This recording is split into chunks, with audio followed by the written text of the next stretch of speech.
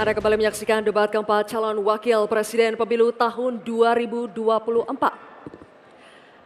Di segmen kedua ini, calon wakil presiden akan menjawab pertanyaan yang telah disusun oleh tim panelis. Selain menjawab pertanyaan, masing-masing calon wakil presiden juga akan diberikan kesempatan untuk saling menanggapi dan saling memberikan respons. Untuk itu, kami undang kembali ketiga calon wakil presiden untuk menuju ke podium masing-masing.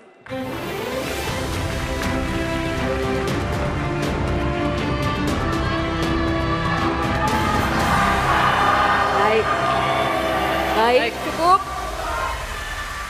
Kami ingatkan kembali kepada seluruh hadirin untuk menjaga ketertiban. Selama acara debat ini berlangsung, kita berikan kesempatan waktu kepada ketiga calon wakil presiden kita untuk konsentrasi. Setuju Bapak Ibu? Oke, kita saling menghormati, berikan waktu kepada mereka untuk konsentrasi ya. Dan kami juga ingatkan kepada ketiga calon wakil presiden, kami informasikan untuk segmen kedua dan sampai segmen terakhir, segmen 6 sampai selesai, kami mohon agar penyampaian visi misi, pendalaman maupun nanti babak saling tanya jawab untuk tetap berada di podium. Kami informasikan sekali lagi kepada ketiga calon wakil presiden agar dalam penyampaiannya tetap berada di podium. Terima kasih. Baik, hadirin sekalian, di segmen kedua ini pendalaman visi, misi, dan program kerja akan dimulai dengan calon wakil presiden nomor urut 2 Bapak Gibran Rakabuming Raka. Untuk itu kami persilakan panelis Bapak Profesor Dr. Insinyur Abrar Saleng untuk mengambil pertanyaan subtema di dalam wadah dan mohon diperlihatkan Bapak kepada seluruh hadirin dan juga kepada kami, moderator.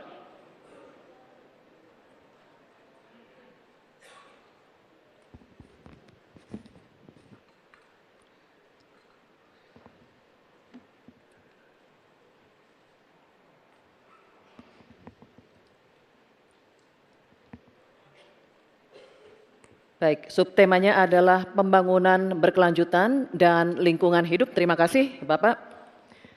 Kemudian kami persilakan panelis Bapak Dr. Aris Sujito untuk berkenan mengambil undangan daftar pertanyaan dari wadah. Mohon diperlihatkan hurufnya Bapak.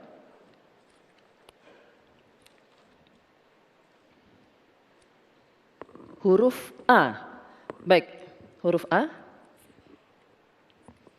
Kami akan buka amplop pertanyaannya, masih disegel Bapak-Bapak, dan kami ingatkan juga bahwa kami akan membacakan pertanyaan ini satu kali, mohon didengarkan dengan seksama. Ini pertanyaan untuk calon wakil presiden nomor urut 2 Bapak Gibran Rakabuming Raka. Pembangunan rendah karbon diperlukan untuk mewujudkan net zero emission atau emisi nol bersih tahun 2060 melalui pemanfaatan sumber daya alam yang efisien dan inklusif. Namun praktek pembangunan masih berorientasi pada ekonomi ekstraktif. Pertanyaannya, bagaimana kebijakan paslon untuk mengarus utamakan pembangunan rendah karbon yang berkeadilan? Waktu menjawab 2 menit, Bapak, dimulai saat Bapak berbicara. Silakan.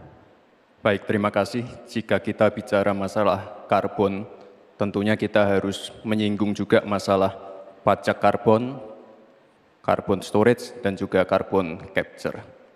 Agenda ke depan tentu kita harus mendorong transisi menuju energi hijau. Kita tidak boleh lagi ketergantungan pada energi fosil, kita dorong terus energi hijau yang berbasis bahan baku nabati, seperti yang saya katakan tadi, bioetanol, bioaftur, biodiesel. Sekarang sudah terbukti dengan adanya B35 dan B40, ini sudah mampu menurunkan nilai impor minyak kita, meningkatkan nilai tambah produksi sawit di dalam negeri, dan juga lebih ramah lingkungan. Sekali lagi, tantangannya di sini adalah mencari titik keseimbangan atau titik tengah. Kita ingin menggenjot hilirisasi industri, tapi kita juga wajib menjaga kelestarian lingkungan. Kita ingin meningkatkan produktivitas petani dan juga sektor maritim, tapi kita juga wajib menjaga keseimbangan alam. Dalam pelaksanaannya tentu AMDAL itu wajib, analisa lingkungan juga wajib, sustainability report wajib juga. Dan jangan sampai ada alih fungsi lahan yang sekiranya merugikan pengusaha lokal, UMKM lokal, ataupun masyarakat adat setempat. Sekali lagi, potensi energi baru terbarukan juga luar biasa sekali. Ada energi surya, angin, air, bioenergi, panas bumi, dan kita punya potensi yang besar sekali, 3.686 gigawatt. Terima kasih. Terima kasih Bapak Gibran Rakabuming Raka. Baik, sesinya masih berlanjut, Bapak Ibu, terima kasih. Kami persilakan sekarang untuk calon wakil presiden nomor urut 3, Bapak Mahfud MD, untuk menanggapi. Waktunya 1 menit dimulai saat Bapak berbicara. Silakan. Baik, terima kasih. Saya sudah menyimak dengan baik meskipun saya agak koreksi sedikit terhadap pertanyaan tadi. Kalau dibilang 5 tahun dari sekarang untuk emisi dan bersih, itu sebenarnya nanti tahun 2060 masih jauh waktunya. Tapi masalah yang kita lihat itu sebenarnya pengelolaan berkelanjutan belum dilakukan. Sebenarnya dulu ada garis-garis besar haluan semesta berencana yang sudah mengatur seperti ini dengan sangat rinci. Waktu tahun 62 atau 61 Presiden mengeluarkan kebijakan itu. Nah, saya sekarang ingin menatakan kebijakan insentif dan disinsentif ekonomi hijau seperti karbon, pajak limbah, dan sebagainya. Bagaimana Bapak mau melakukan itu? Baik, waktunya habis. Terima kasih. Selanjutnya, calon wakil presiden nomor urut 1, Bapak Muhaimin Iskandar. Kami berikan kesempatan juga untuk menanggapi. Waktunya 1 menit dimulai ketika Anda berbicara. Silakan. Ya, memang pajak karbon ini salah satu, bukan satu-satunya. Yang paling penting adalah dipersiapkan transisi energi baru dan terbarukan. Sayangnya, komitmen pemerintah hari ini tidak serius. Target energi baru dan terbarukan yang mestinya kita harus punya target 2025 berkurang dari 23 justru diturunkan menjadi 17%. Penundaan implementasi pajak karbon dilakukan oleh pemerintah hari ini. Dari tahun 2002 dimundur menjadi tahun 2025. Apanya yang mau dilanjutkan? Karena itu secara tegas harus dilakukan. Implementasi pajak karbon dilakukan secepat-cepatnya sekaligus transisi energi baru terbarukan dijalankan. Baik, waktunya masih ada Bapak. Cukup lanjut. Baik, terima kasih Bapak Muhaimin Iskandar atas jawabannya atau tanggapannya. Selanjutnya, kami persilakan calon wakil presiden nomor urut 2, Bapak Gibran Rakabuming Raka, untuk merespons tanggapan dari calon wakil presiden nomor urut 3 dan calon wakil presiden nomor urut 1. Waktunya 1 menit dimulai saat Bapak berbicara. Silakan. Terima kasih Prof. Mahfud dan Gus Muhaimin. Untuk masalah insentif, komitmen, ini bisa kita kasih contoh yang sudah berjalan saja. Contohnya pembangkit listrik tenaga surya yang ada di Cirata. Itu kan kerjasama dengan PT Masdar dari Uni Emirat Arab. Ini kan juga ada insentifnya, Prof. Ada tax holiday, tax allowance, ada pembebasan biaya modal juga, sehingga akan mendorong perusahaan-perusahaan untuk berinvestasi di bidang transisi energi hijau. Transisi menuju energi hijau ini memang tidak murah, sangat costly, karena beberapa perusahaan memang belum bisa mencapai ekonomi soft skill. Tapi yang jelas adalah komitmen kita pasti akan meningkatkan bauran listrik PLN yang sekarang cuma 20%, ini harus ditingkatkan lagi ke depan. Terima kasih. Baik. Terima kasih Bapak Gibran. Oke, Baik, kita selanjutnya akan beralih ke pertanyaan kedua untuk calon wakil presiden nomor urut 3, Bapak Mahfud MD. Kami akan persilakan kali ini panelis Bapak Profesor Dr. Arief Satria untuk mengambil pertanyaan subtema di dalam wadah. Silakan Bapak. Mohon diperlihatkan kepada seluruh hadirin dan juga moderator.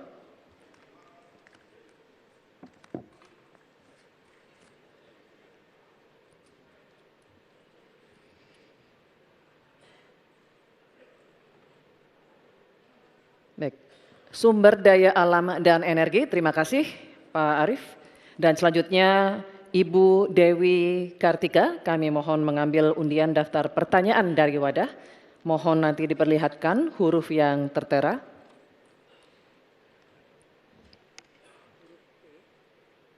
Huruf C, terima kasih Ibu. Baik, kami akan buka Bapak-Bapak amplop pertanyaannya, masih tersegel juga. Kami ingatkan kembali bahwa kami akan membacakan pertanyaan ini satu kali. Mohon didengarkan dengan seksama untuk Bapak Mahfud MD.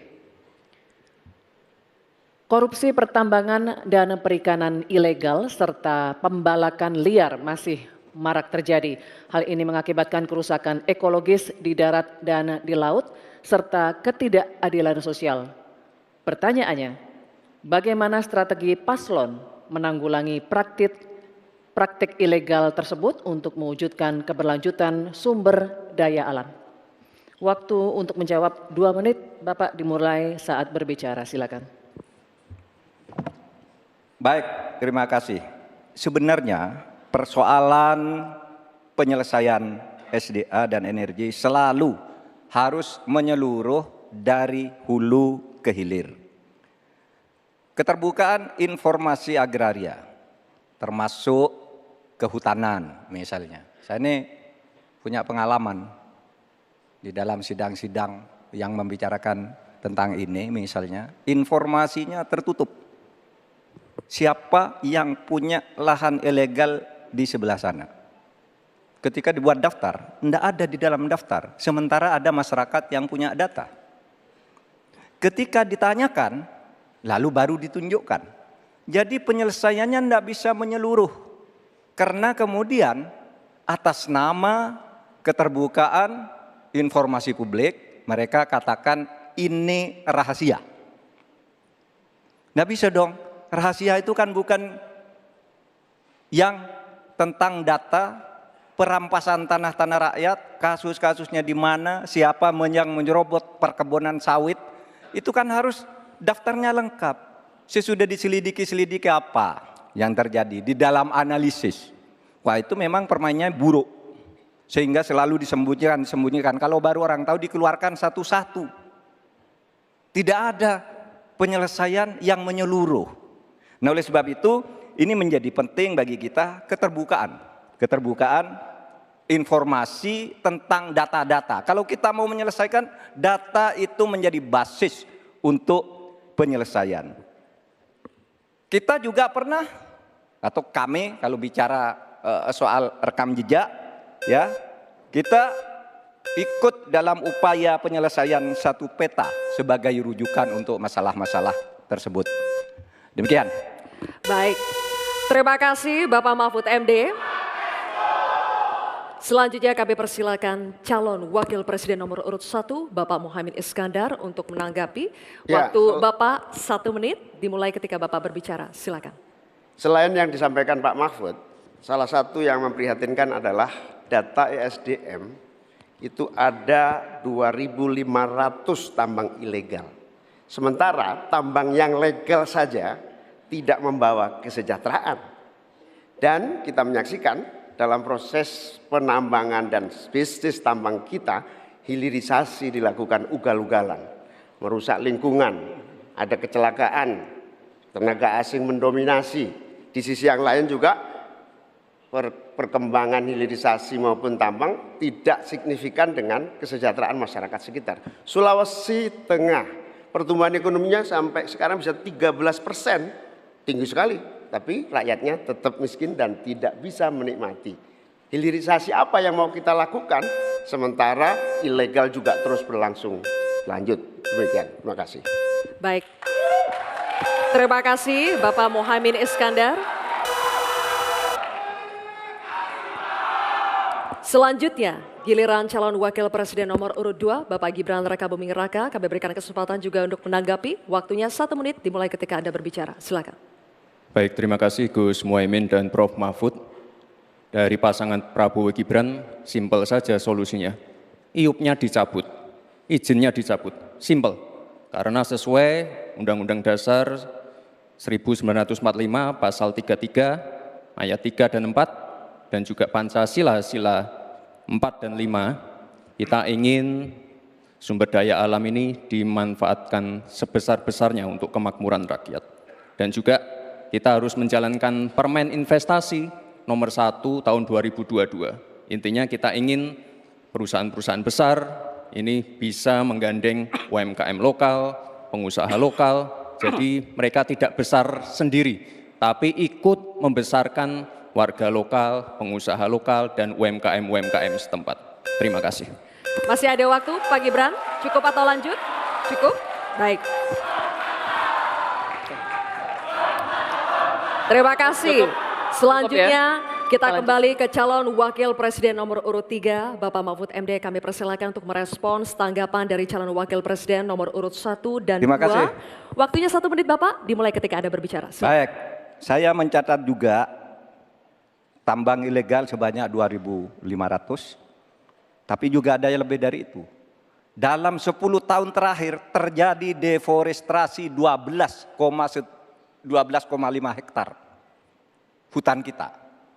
Itu jauh lebih luas dari Korea Selatan dan 23 kali luasnya Pulau Madura di mana saya tinggal. Ini deforestasi dalam waktu 10 tahun. Bilang, ya cabut aja IUP-nya. Nah itu masalahnya. Mencabut IUP itu banyak mafianya. Banyak mafianya. Saya sudah mengirim tim ke lapangan, ditolak. Sudah putusan Mahkamah Agung. Itu begitu. Bahkan KPK seminggu lalu mengatakan untuk pertambangan di Indonesia itu banyak sekali yang ilegal dan itu di-backing oleh aparat-aparat dan pejabat. Itu masalahnya. Baik, terima kasih Waktunya Bapak. habis Pak Mahfud, terima kasih. Kita lanjutkan. Baik, kini kita beralih ke pertanyaan untuk calon wakil presiden nomor urut 1, Bapak Muhaimin Iskandar. Kami akan persilakan panelis Bapak Fabi Tumewa untuk mengambil subtema di dalam wadah. Silakan Pak, mohon diperlihatkan kepada hadirin dan juga moderator.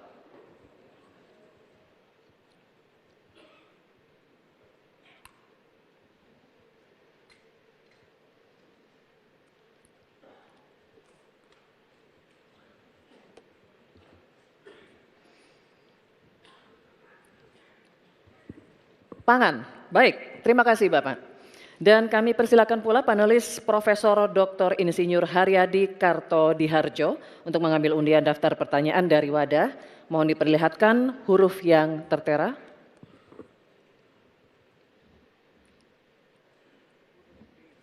Huruf B. Terima kasih. Pangan huruf B. Baik, Bapak-bapak masih tersegel, kita akan buka. Dan kembali kami ingatkan bahwa kami akan membacakan pertanyaan 1 kali, mohon didengar dengan seksama. Ini untuk calon wakil presiden nomor urut 1 Bapak Muhaimin Iskandar. Perubahan iklim ekstrim mengancam produksi pangan dan menurunkan kualitas gizi pangan. Hal ini sangat berpengaruh terhadap kualitas sumber daya manusia serta kecerdasan, imunitas, dan produktivitas. Pertanyaannya, bagaimana strategi paslon untuk menghadapi dampak perubahan iklim terhadap produksi dan kualitas gizi pangan?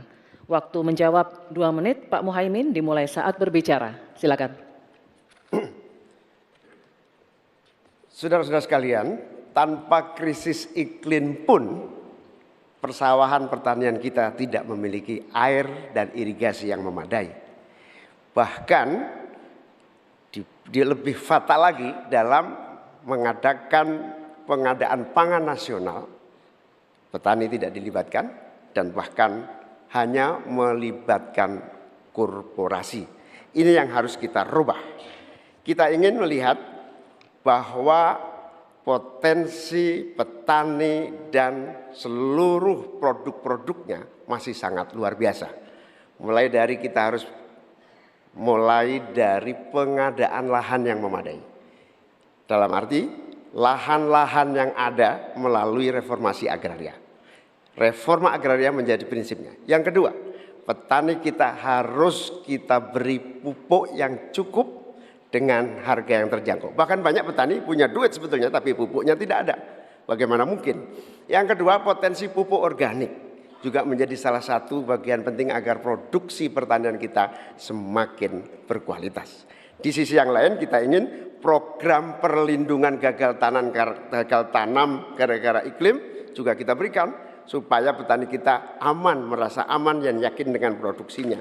Pengembangan irigasi dan subsidi pupuk tidak bisa dielakkan. Tidak boleh kita melakukan pembiaran petani kita sehingga kita kekurangan pangan, petani kita tidak diberi kesempatan untuk mengisi kekurangan pangan itu. Kualitas pangan kita bergantung juga kemampuan kita memfasilitasi agar petani kita lebih produktif lagi. Dengan cara ini desa-desa kita libatkan untuk menjadi bagian dari satu kesatuan pengadaan pangan yang berkualitas, sekaligus kita hentikan untuk ketergantungan dari pangan di luar produksi kita sendiri. Baik, terima kasih. Selanjutnya kami persilakan calon wakil presiden nomor urut 2 Bapak Gibran Raka Buming Raka untuk menanggapi. Waktu Bapak 1 menit dimulai ketika Anda berbicara, silakan. Baik, terima kasih. Enak banget ya Gus ya, jawabnya sambil baca catatan tadi. Kuncinya di sini adalah ekstensifikasi dan intensifikasi lahan. Kemarin tahun lalu kita sudah bangun pabrik pupuk di Fak-Fak. Kuncinya untuk meningkatkan produktivitas, ya kita harus genjot kawasan industri pupuk. Kita dekatkan pupuknya dengan lahan-lahan pertaniannya. Kuncinya pupuk, dan pupuk harus didekatkan dengan lahan-lahan pertanian. Otomatis produktivitas akan meningkat. Dan jangan lupa mekanisasi. Kita ingin meningkatkan produktivitas para petani. Pakai RMU, pakai combine harvester, dan juga kita melibatkan generasi muda melalui smart farming. Pakai IoT untuk melihat pH tanah, keasaman tanah, kesuburan tanah, dan juga penggunaan drone untuk penyemprotan pestisida. Terima kasih. Baik, terima kasih. Terima kasih. Baik, kita lanjutkan Bapak-Bapak. Oke, selanjutnya. Kita lanjutkan ya Bapak Ibu.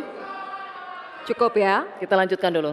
Selanjutnya giliran calon wakil presiden nomor urut 3 Bapak Mahfud MD untuk menanggapi juga. Waktunya 1 menit Bapak, dimulai ketika Anda berbicara. Silakan. Ya, kan masalahnya itu salah satu yang sering kita dengar, lahan berkurang, petani berkurang.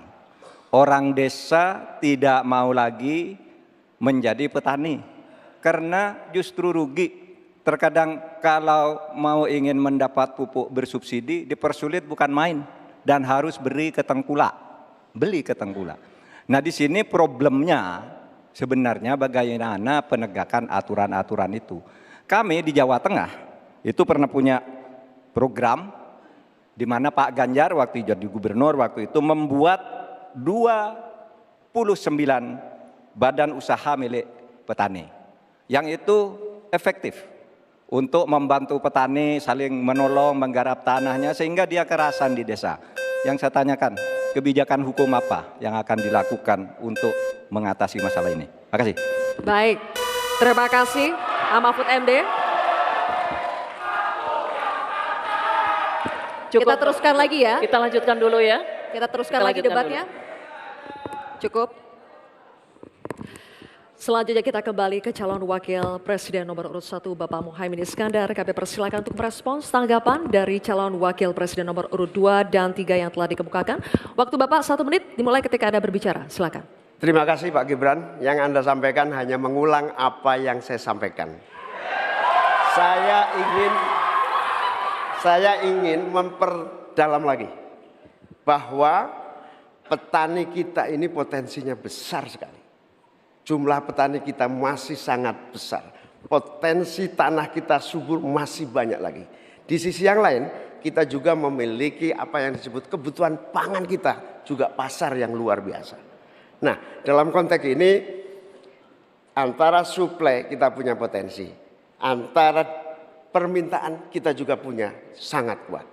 Oleh karena itu, pemerintah tidak boleh diam, turun tangan, jangan terlalu normatif mengatasi keadaan. Untuk Pak Mahfud, saya ingin menyampaikan bahwa seluruh perangkat undang-undang yang menyangkut perlindungan petani dan produksi kita sebetulnya lengkap. Tinggal implementasi saja dari seluruh proses hukum yang kita miliki. Kemauan politik, kesungguhan, tidak mengabaikan petani yang penting. Terima kasih Bapak Muhaimin, waktunya habis. Ya, Baik, akan memberikan apresiasi. Bapak Ibu sekalian, tuntas sudah segmen kedua kita. Ini saatnya kita berikan apresiasi kepada ketiga calon wakil presiden kita.